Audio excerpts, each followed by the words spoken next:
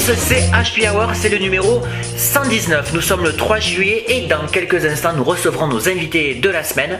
Ce sont Noémie et Célie des Petites Canailles qui viendront nous présenter cette société. Et puis à mes côtés, la belle, la douce Virginie qui viendra nous parler de ses pieds. Et oui. Et puis une chronique culinaire avec notre ami Véro de Pomme Cuisine qui se retrouvera donc en cuisine avec Eric pour une nouvelle recette. Vous êtes prêts? C'est parti!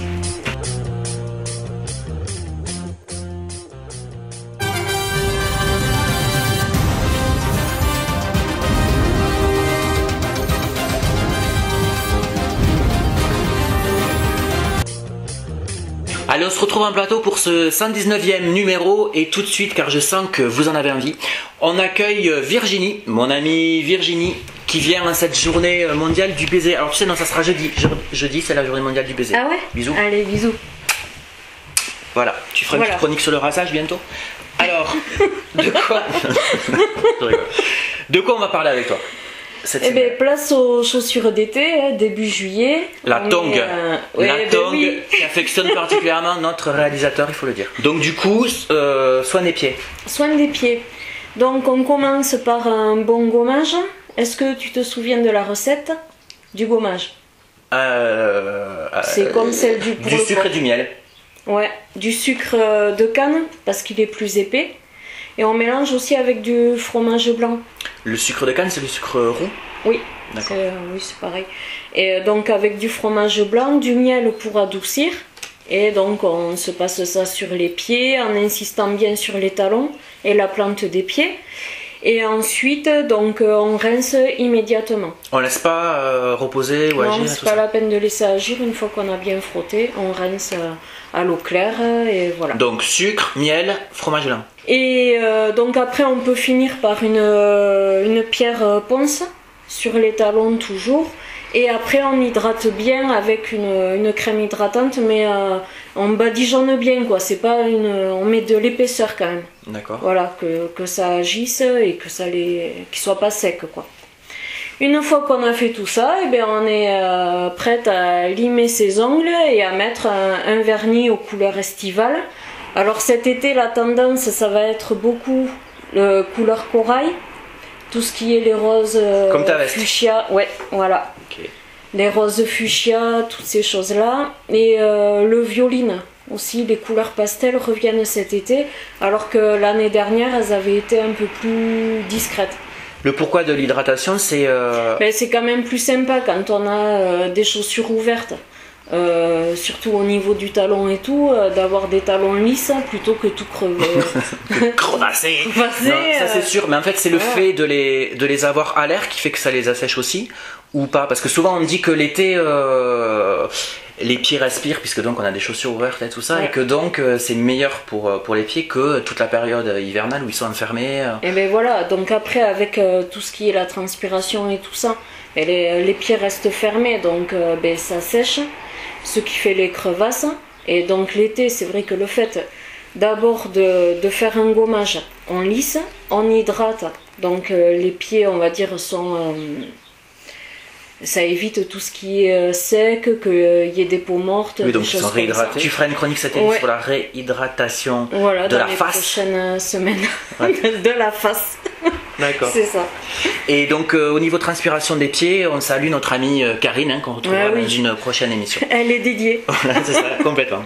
Merci beaucoup Virginie. Je vais te proposer, attention, une chaise musicale, enfin un canapé musical, puisque nous allons recevoir nos invités de la semaine qui viennent s'installer pendant ce petit jingle. Alors cette semaine, nous recevons Noémie et Célie des Petites Canailles. On va voir avec elles qu'est-ce que c'est les Petites Canailles et qu'est-ce qu'elles vous proposent, vous, amis internautes. Bienvenue à toutes les deux. Bonjour. Donc Célie qui ne se déplace jamais sans son ballon, et ça c'est énorme. Alors vous venez nous parler des Petites Canailles. Alors déjà, bon, la première question évidemment c'est qu'est-ce que c'est les Petites Canailles? Alors les Petites Canailles, c'est une société spécialisée dans la garde d'enfants à domicile. Voilà, notre objectif c'est de pouvoir permettre aux jeunes parents de pouvoir concilier activité professionnelle et vie familiale. C'est vrai que de plus en plus, faire un 9h-17h, c'est compliqué, et on n'a pas de visibilité non plus sur sa journée. Donc c'est assez contraignant pour les familles. Donc c'est vrai qu'on a créé les Petites Canailles Services en 2012. pour justement pallier à ce besoin sur le département du 65 et depuis janvier 2017 sur le département des Pyrénées-Atlantiques. D'accord, donc 5 ans dans le coin, c'est ça. Sur le local, Sur et le puis local. effectivement, alors vous êtes basé où exactement d'ailleurs? Alors, on a la structure à Sousse, donc à côté de Le Caillou. Oui. Mais après, c'est vrai que voilà, nous, notre objectif, c'est vraiment d'être proche des familles. Donc, on va directement au domicile, on se déplace. Beaucoup de familles font appel aux petites canailles parce que malheureusement, ils n'ont pas papy et mamie qui sont dans les environs, ni tati et tonton. Du coup, on est leur seconde famille.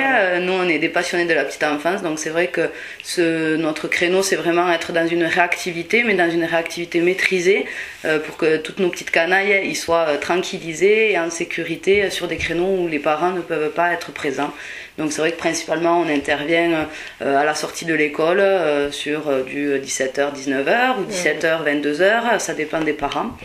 On intervient principalement avec des familles qui ont des horaires atypiques, donc je pense surtout au corps médical, hein, Célie. Alors c'est vrai qu'on a beaucoup de médecins, d'infirmières, d'aides-soignantes qui font appel aux petites canailles services, parce que leur planning change de semaine à semaine. Donc on travaille beaucoup avec le corps médical. C'est voilà. Ça, voilà. Vos propositions de garde donc sont complètement ajustables en fonction en fait, on s'adapte à toutes les familles, il y a des besoins très différents. Voilà.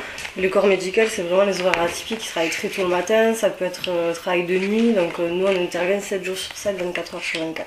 D'accord. Et comment est venue l'idée à la base de cette proposition de service? Est-ce que c'est par rapport à une expérience professionnelle ou à une constatation sur le territoire? Comment c'est venu en fait? Alors disons que dans une période de ma vie, j'ai pu travailler dans les mairies. Et du coup, c'est vrai que j'ai dans plusieurs mairies différentes dans le département, et c'est vrai que j'ai fait face à beaucoup de mamans ou de parents papa, qui arrivent et qui râlaient très clairement sur le fait que ils ne pouvaient pas mener leurs enfants à 7h à l'école ou à 8h quand ça ouvrait la garderie. Donc c'est vrai que de là, et puis en regardant tout simplement, en regardant un petit peu ce qui se passe et en discutant et en échangeant avec des parents, je me suis rendu compte qu'il y avait un réel besoin de garde d'enfants, mais sur des horaires atypiques, mais bon, après voilà, il y a tout cet aspect humain où l'enfant, on peut aller vite, mais en étant cadré, en connaissant la famille dans leur environnement, puisque effectivement on met à leur disposition nos propres salariés. Donc voilà, il y a Julie, il y a Sandrine, il y a Marie, toutes ces filles-là interviennent pour justement s'adapter aux enfants, appliquer leurs propres procédures et projets éducatifs qui émanent de la famille, puisque parce qu'en amont on rencontre les familles, les enfants, on voit un petit peu leur caractère, ce qu'ils aiment faire, et du coup nous on sait qui faire intervenir dans la famille. C'est ça. Oui, alors là, ce sont des caméléons, des petits caméléons. Ça c'est intéressant on aime bien le dire parce que il y a l'aspect adaptation, donc on l'a dit par rapport aux horaires, mais aussi par rapport aux personnalités des enfants, à leurs besoins. C'est vrai qu'on prend, pour nous ce qui est important, c'est vraiment la notion, on prend en compte la notion de feeling aux petites canailles. Parce qu'effectivement, on travaille avec de l'humain. Nous, on ne veut pas une maman qui part tout travailler avec la boule au ventre. On ne veut pas un bébé qui reçoit son intervenante en pleurant. Et on ne veut pas non plus une Julie qui arrive dans un domicile en ne se sentant pas bien. Donc, c'est vrai qu'on doit faire en sorte que ce public-là, tout le monde se sente bien dans leur basket pour pouvoir justement aborder ces gardes sur ces créneaux-là de manière le plus sereinement possible. Et en s'amusant, bien entendu, puisqu'on fait des activités. On met en place oui, alors ça c'était la question que je voulais vous poser, c'est que donc c'est un système de garde, on l'a compris, mais que vous allez au-delà et que vous proposez effectivement pas juste de la garde, exactement, mais une réelle proposition d'activité. Ça aussi, c'est venu comment et quel type d'activité vous proposez? Alors le type d'activité, c'est plus tout ce qui est avec des matériaux recyclables. Enfin, on propose vraiment des activités simples et basiques avec tout et n'importe quoi. Ça peut être avec des rouleaux de PQ, du carton, voilà, les premiers matériaux à disposition, quoi. Et après on s'adapte en fonction des enfants. Par exemple, il y a le petit homme, il est à fond, il a besoin de se défouler après l'école, on va mettre plutôt Marie qui est assez sportive et dynamique. Et si c'est la petite Clara qui adore les activités manuelles, tout ça, on va mettre Julie parce qu'elle adore ça, quoi. Vraiment on s'adapte, on essaie Voilà, notre but c'est vraiment de proposer quelque chose aux petites canailles là, puisqu'ils en ont besoin. Les parents ils n'ont pas forcément le temps de jouer avec eux, de proposer des activités un minimum recherchées, donc c'est ça qu'on met en avant aussi, quoi. Nous, ce qui nous tenait aussi à cœur, c'est de montrer qu'à la maison, il y a de quoi s'amuser. Ouais. Il suffit juste de regarder, mais il y a de quoi s'amuser. Oui, parce qu'on a perdu ça, c'est vrai que souvent on dit un enfant il va s'amuser avec un morceau de bois, voilà, c'est vrai. Alors que là maintenant oui, effectivement on est rendu dans une ère où il faut avoir la console, le truc en 3D, hyper Alors ce que les enfants ont besoin, c'est de l'affection, de l'échange, de l'amour. Des bisous aussi, puisque c'est la journée des bisous. Donc c'est vrai que non, ils ont besoin qu'on leur apporte de cette importance. Et nous, c'est vrai qu'on intervient dans cette dynamique-là. Ouais. Et alors justement, ce qui doit être compliqué pour vous, en tout cas pointu, c'est de sélectionner les personnes qui vont donc intervenir auprès des enfants. Comment la sélection se fait? Sur quels critères? Comment vous organisez en fait pour sélectionner? Alors disons qu'ils ont, déjà on fait avec notre propre réseau, déjà pour commencer, parce qu'on veut des personnes de confiance. Donc c'est vrai qu'elles sont toutes qualifiées de la petite enfance, ça va du CAP petite enfance à l'assistante maternelle. Donc il y a un panel assez large, du jeune au moins jeune, voilà, de profils différents. Les tests sont très lourds parce qu'effectivement on travaille au domicile. Nous, au travers de nos responsables, au travers de Célie, de Lisa, de Sabrina, on essaye de faire notre maximum pour être présente, voilà, avec un petit suivi au domicile, voilà. Quoi. On va souvent voir comment ça se passe, si tout va bien, voir les enfants, voilà. C'est vraiment pour qu'elles se sentent seules et qu'elles se sentent suivies aussi, les intervenantes. Ouais, donc il y a un soutien et à la fois une évaluation aussi de ce qui est proposé. C'est ça. Voilà. Et donc justement, si vous nous regardez et que vous êtes professionnel de la petite enfance, que vous semblez correspondre au profil dont nous ont parlé Noémie et Célie, vous pouvez envoyer une lettre de motivation et un CV à l'adresse qui est en train de s'afficher en bas de votre écran pour, pourquoi pas, la rentrée si vous êtes disponible. Voilà, n'oubliez pas. Virginie, une question? Non, enfin moi c'est plus une observation. Moi, je trouve que l'idée de vraiment respecter la famille, l'enfant et l'intervenante, c'est, moi ça me paraît être comme un nouveau concept. Parce que dans les autres entreprises c'est pas du tout ça. On parle de société, pas d'association. Donc dans une société, ça se fait de plus en plus rare, faut le dire. Et puis aussi le fait que ce soit deux personnes jeunes, moi je me dis, je suis parent d'un gamin, bon moi maintenant il est grand, mais d'un gamin de 4-5 ans, ça me rassurerait d'avoir des personnes en face dynamiques qui vont proposer des choses que, comme vous disiez tout à l'heure, éviter d'avoir une personne devant son portable et le gamin ou à faire ses devoirs en s'ennuyant ou regarder la télé. Et avoir plutôt des personnes qui vont proposer des activités, des choses comme ça, quoi. Ça rassure les parents aussi. Disons que nous on ne voulait pas de la mise à disposition, on n'est pas dans cette dynamique là. Donc c'est vrai que nous on est plus sur la qualité de service et vraiment assurer aux familles cette sécurité d'avoir une deuxième et une seconde famille au travers de nous, quoi. Cette facilité de se dire je peux pas, je trouve pas, j'ai pas de solution, j'appelle les petites canailles. Il peut être 5h du matin, 16h le soir, peu importe. Nous, notre objectif, c'est vraiment qu'ils puissent compter sur nous. D'ailleurs, c'est comme ça que ça fonctionne. Dans le 64, d'ailleurs, ils appellent Célie. Oui, Célie, je suis embêtée, j'ai Tom. Voilà. On est tout le temps disponible dès qu'ils ont besoin. D'accord, soit j'arrive, soit on envoie une intervenante. Il n'y a pas de plateforme. Et vous êtes une équipe de combien alors là? Alors là, il y a une 50aine de personnes intervenantes qui interviennent. Donc là, on est en train de voir un petit peu avec les familles si les garçons auraient leur chance. Mais j'allais vous poser la question pour savoir dans l'équipe si c'était uniquement féminin ou s'il y avait aussi des intervenants. Pour l'instant, il n'y a que des filles. Et c'est vrai que comme il y a de plus en plus de garçons dans le milieu de l'animation, de la petite enfance, on fait un sondage auprès des familles pour voir s'ils seraient intéressés. Donc il y en a certaines, oui. Et d'autres qui sont un peu plus réticentes. Donc il y a encore cet a priori quand même. Ce qui est dommage parce qu'en plus les garçons sont vraiment top. Ils peuvent apporter, mais je ne vous le fais pas dire, ils peuvent apporter autre chose. C'est ça, exactement. Et oui, on va essayer progressivement. Pour la rentrée, on va essayer de mettre des familles qui seraient intéressées. Donc je reviens sur les candidatures de tout à l'heure. Vous avez compris que si vous êtes un garçon, vous avez un super atout. Pour une fois, c'est de la discrimination à l'envers. Et j'avais une question aussi sur le public accueilli parce que donc vous parliez de bébés, bébés, d'enfants en bas âge. Quelle est votre tranche d'âge accueillie? Jusqu'où vous allez? Parce que c'est toi qui m'y as fait penser en parlant aussi de devoirs à un moment donné. Est-ce que aussi vous accompagnez des enfants plus âgés? Oui, ça va de 0 à... Ben ça, c'est chacun qui voit midi à sa porte. Voilà. Ça fait 17 ans. Oui, non, on peut vraiment vous appeler en vous disant qu'on a un enfant, un préado, et ça, voilà, bon, en principe, il n'y a pas trop besoin, mais on sait jamais. Par exemple, pour des transports, on peut les amener à des activités, ce serait plus pour ça. Après, c'est vrai qu'on travaille avec les fratries aussi. Donc, dans les fratries, il y a un bébé de 2 ans et puis il y a l'aîné qui a 13 ans. Donc, c'est vrai que les petites canailles, ça sert pour toute la famille. On peut très bien aller récupérer le plus petit, s'en occuper l'après-midi. Et puis, Tom, qui a 13 ans, a besoin de nous pour aller le récupérer au collège. Bon, qui est ce Tom? Parce que ça fait quand même 4 fois qu'il revient. Vous avez un truc, moi ça m'arrange, c'est mon neveu, donc je le salue.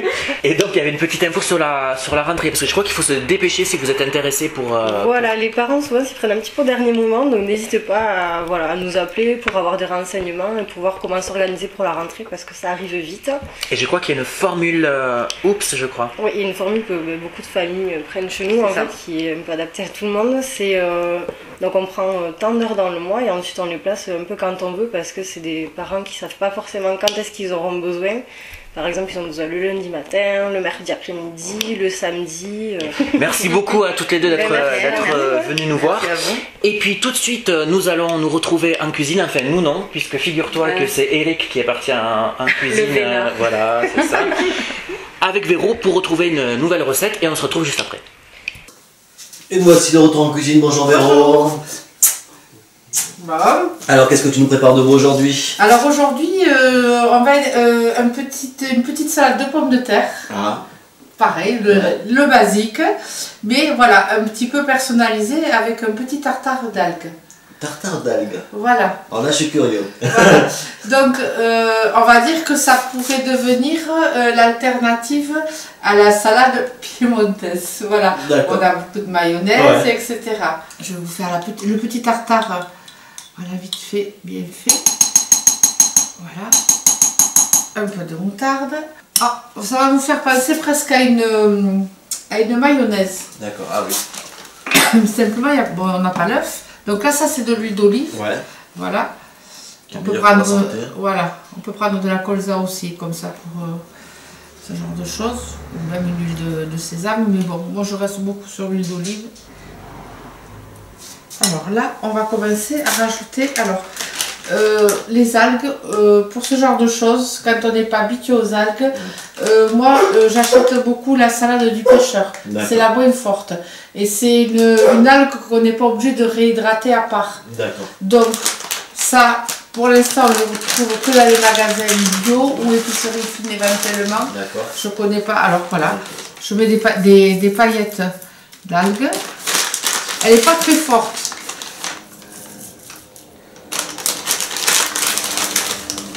Pour moi, l'algue était verte, mais celle-là, elle a un côté rosé. Voilà, parce qu'il y a plusieurs sortes d'algues. Vous avez de la dulcée, plusieurs algues dedans, voilà, qui sont plutôt rouges, violettes, on va dire. Ouais. Donc là, on va hydrater un petit peu. Donc du coup, elle va un petit peu gonfler. Oui, elle va s'hydrater toute seule. Voilà, ça va vite. Hein. On va mettre un petit peu de vinaigre de cidre. Donc là, on est vraiment sur les basiques de l'été, quoi. Oui, tout à fait. Voilà. Une petite cuillerée. Ça va vous faire penser à une vinaigrette presque classique. Après, vous avez tout voilà, sur la recette aussi. Voilà. Page Facebook d'HP Hour pour retrouver la recette. Toujours en lien avec pommecuisine.fr. Voilà. Après, pour donner un peu plus d'onctuosité, on peut rajouter une crème. Alors moi je n'utilise pas de crème fraîche, mais une crème soja. D'accord. Ça voilà. sera en crème aussi. Voilà, en crème aussi. Alors on va la crème soja, la crème de riz, la crème de petite épeautre, la crème d'amande. Maintenant c'est quand même, on a une variété et on va dire que c'est un petit peu moins riche que la crème fraîche.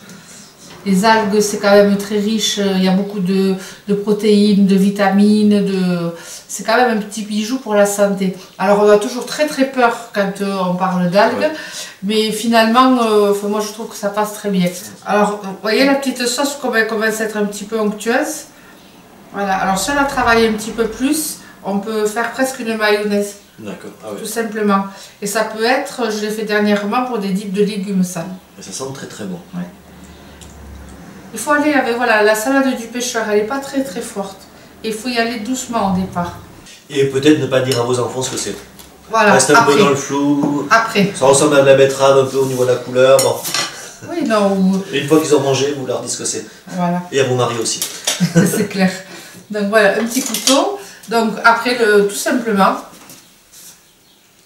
voilà, moi je fais bouillir les pommes de terre. Voilà. Et on sort un petit peu de la salade classique. Voilà. Voilà, c'est juste pour vous faire, voilà, voilà, que vous commencez à goûter les algues. Et qu'on n'ait pas peur de manger des algues, en plus. Bon, quand c'est toi qui cuisines, on n'a pas peur, parce qu'on sait que ça va être bon. Oui, non, mais il faut pas... c'est pas encore rentré dans les mœurs, on va dire. C'est compliqué. D'ailleurs, Voilà. la semaine prochaine, Véro nous proposera une recette d'insectes. Non, ça pas encore. Non, pas encore. Et là, c'est moi qui suis pas prête. Ça pourrait... Non, non, pas encore, non. Il y a trop de choses encore à faire, là. Hop, j'attrape ma fourchette. Allez, voilà, c'est parti. Et je vais vous dire le verdict. Je vais prendre l'autre parce qu'il y a plus d'algues. Il y a plus d'algues, voilà. d'accord. Bien goûter. Déjà, je vais vous montrer ce que ça donne en gros plan. Vous voyez, alors c'est comme d'habitude très joli. On n'est pas obligé d'aimer, hein. C'est peut-être... Alors, franchement, je te dirais si je n'aimais pas, mais j'adore. Ah bon. Ouais, parce que l'algue, il n'y a pas un goût très fort. Il n'y a pas un goût fort d'ailleurs du tout. Et c'est très très bon. Bon, je t'ai laissé goûter à toi d'abord. Non, mais je connais. Ouais, j'ai bien compris le principe. Non, non, c'est très bon. Vraiment, Ça change. voilà. Je vous conseille, c'est effectivement l'algue a pas le goût. Alors, effectivement, on est sur les débuts, comme tu disais, sur des petites quantités. Mais c'est délicieux. Et je vous conseille de le faire. Toute la recette à retrouver sur la page Facebook de Voilà. d'HP Hour. Et puis, comme d'habitude, pour retrouver tes ateliers, tes Voilà. cours, Là, et j'ai toutes des, les infos. voilà, donc, j'ai des ateliers où je fais justement, j'aborde les algues, voilà. Alors en sucré et en salé. en sucré aussi. Ah oui, avec l'agar-agar. Ah oui. Ça c'est passionnant. Qui est un gélifiant. Voilà, qui est un gélifiant à base d'algues. Bon, On mais reste bon, sur des produits naturels. on va continuer à grignoter. Ouais, voilà. Et puis on très se bien. retrouve très vite. Voilà. Merci beaucoup et à très bientôt. À très bientôt, merci. Voilà. Ouais, c'est bon. Ouais, c'est bon. Ouais. Merci Véro et merci Eric. Eric donc qui n'a pas fini de prendre des kilos puisque voilà, on le retrouvera toutes les semaines quasiment en cuisine avec Véro. Nous on se retrouve la semaine prochaine avec notre invité Pierre Melendez qui est auteur d'un recueil de poésie Écueil du coin, donc évidemment on lui donne la parole. Merci beaucoup les filles d'être venues sur le plateau d'HP Hour. Longue vie aux petites canailles. Ah oui. On peut avoir une photo avec la Nia Mata? Ouais. Oui d'accord, alors on le fait en live alors c'est parti. Bah à la semaine prochaine. Bonne semaine à tous.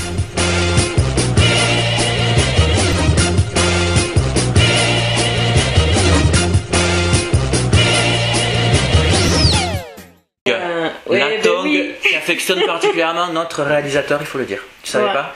Non, C'est sa chaussure fétiche. Voilà, c'est ça. il est pas content. Non, il n'aime pas ça. D'ailleurs, je crois que tu feras aussi une chronique d'un été sur la raderie. Oh, putain, j'arrive pas. Écoute, merci beaucoup Virginie. Non, il y avait peut-être autre chose, non? Non? Ah, pardon. Écoute, merci beaucoup.